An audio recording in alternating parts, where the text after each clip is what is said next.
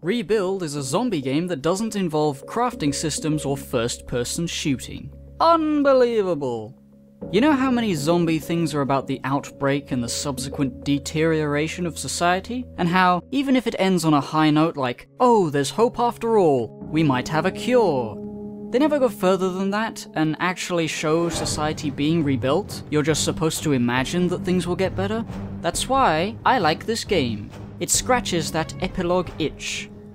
You control a ragtag group of survivors in a small defended area of a city, and you send them on tasks to surrounding blocks to gather food, recruit more survivors, and kill zombies, with the ultimate goal of reclaiming that block for the city and using the building to improve living conditions. The main things you need are houses to house survivors, and farms to produce food for them. Secondary buildings that come in handy but aren't always a priority are hospitals to cure the occasional random disease, churches and bars to provide happiness and prevent people from giving up and leaving, laboratories which can provide significant upgrades like fertilizer for farms to produce more food, and radio to broadcast to potential survivors, and schools which can be used to educate or re-educate your civilians to perform a different role.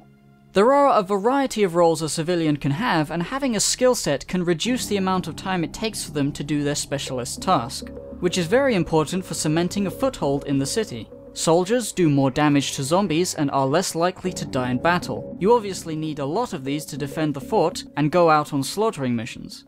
Scientists work in the lab and can greatly reduce the number of days it takes to research a new upgrade. Scouts are better at scouting outside the base without being seen and can scavenge more food.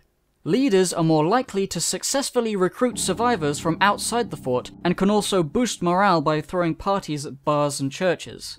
Builders are much faster at reclaiming blocks to be part of the fort, fortifying walls for extra defense, and rebuilding a building into another building. Any civilian who does a certain task enough times will become one of these classes, so to speak. The aim of the game is to reach one of the multiple endings and not die horrifically. You can reclaim 3 laboratories and try to cure zombieism, draft a new constitution at the old city hall after clearing it of zombies and having at least 10 leaders, find the evil portal in the big graveyard and destroy it, or simply reclaim every block in the city.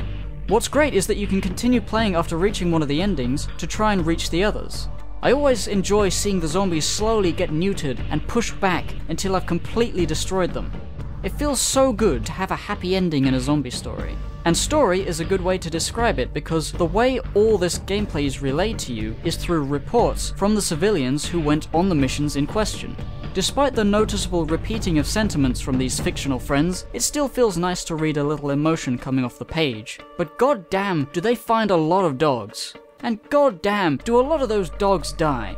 Most of the happiness comes and goes from these damn dogs. On the harder difficulties, there's so many damn dead dogs that the biggest threat to your survival is people being so upset about all these damn dead dogs that everyone leaves the only fortified place in the area for no reason other than dogs have died nearby recently. Is there anything you do that's not crying down that dog? Shithead? Every so often, a big horde of zombies will approach the walls and attempt to overrun it. You can check the percentage danger level in the police station or mall. Leaving a few soldiers there usually does the trick, but the less soldiers you have out in the field making buildings reclaimable, the longer it's going to take for you to win. And the longer it takes, the more chances you have of tragedy striking and anti-progress happening. Or congress. Random events can occur, and on higher difficulties they're much more often negative. A random stranger may come by to join the fort one day, and the next, we discover that some fat ass has been eating over 100 food rations. Literally, how? One food feeds one person for a whole day. How could we have lost over 100 food in one go? You need to be a big fat fuck.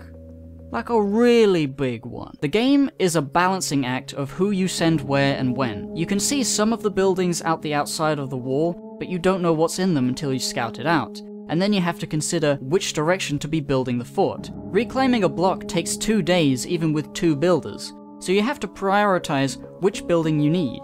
At the beginning, you usually need more farms to provide enough food for the survivors you start with, but having more survivors is the best way to grow in strength. So you have to consider when to recruit people. If you have a shit ton of surplus soldiers defending the fort, it's less of an issue, so you can spend more time reclaiming farms and buildings to get more survivors. It's kind of like a turn-based, real-time strategy, if that makes sense. You mean a fucking strategy game? Oh yeah. It's very strategically engaging and fun to play over and over. Go check out Rebuild. It's a free Flash game, by the way. I've had a lot of fun with it over the years. And there's a sequel. I may do another video on the sequel, because that's also good. And there we have it. That's the basicest review I could ever have thought of been doing. This is just a straight up recommendation video. I'm not trying to be funny, but it'd be nice if I could make a joke every now and then. I don't know.